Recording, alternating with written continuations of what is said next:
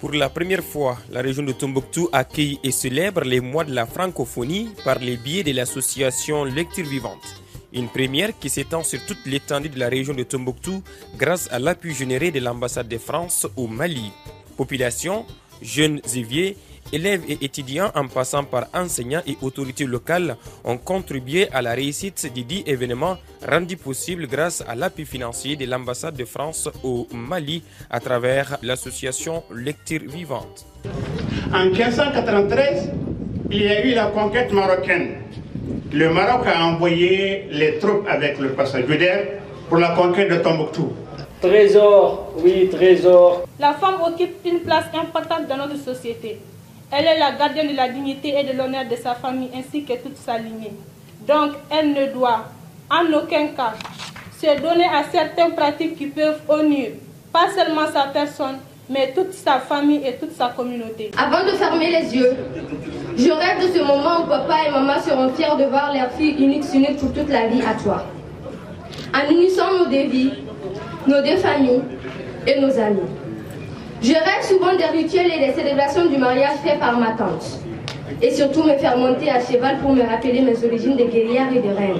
Un puits, un campement, oui, la halte des voyageurs assoiffés, à qui tu enseignes la patience des copistes, à qui tu verses le tuyau brillant de la chaise. Emballée par la joie en me voyant franchir une autre étape de la vie. Elle s'est demandé comment résoudre les 1000 difficultés qui fatalement naîtraient de ces mariages.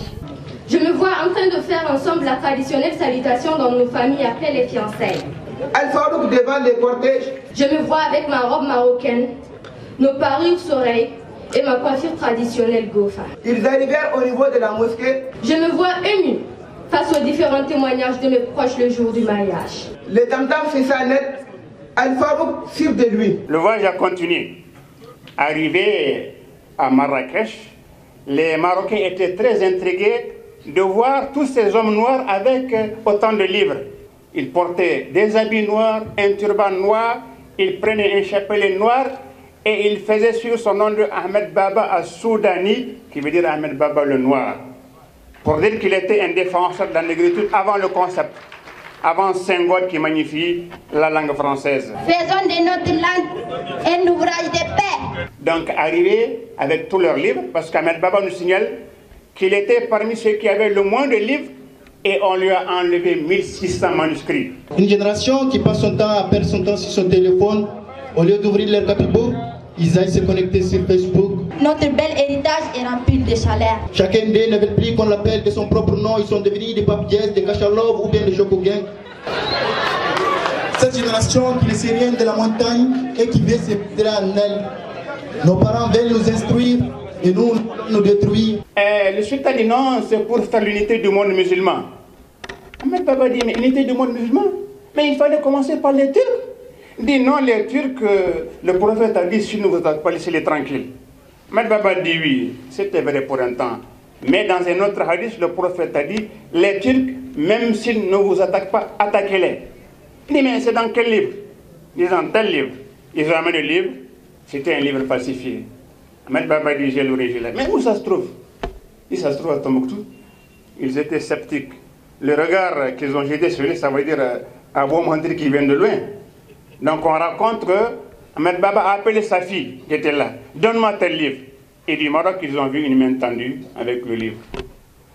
Et le sultan était perplexe. Il a mis fin à l'entretien. Mais un des courtisans, un des savants, il regarde longuement Ahmed Baba avec ses habits noirs, avec son teint noir. Il dit, mais comment se fait-il qu'il y ait autant de lumière dans du noir sur du noir?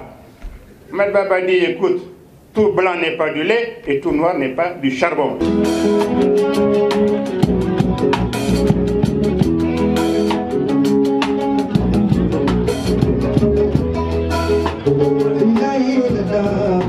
La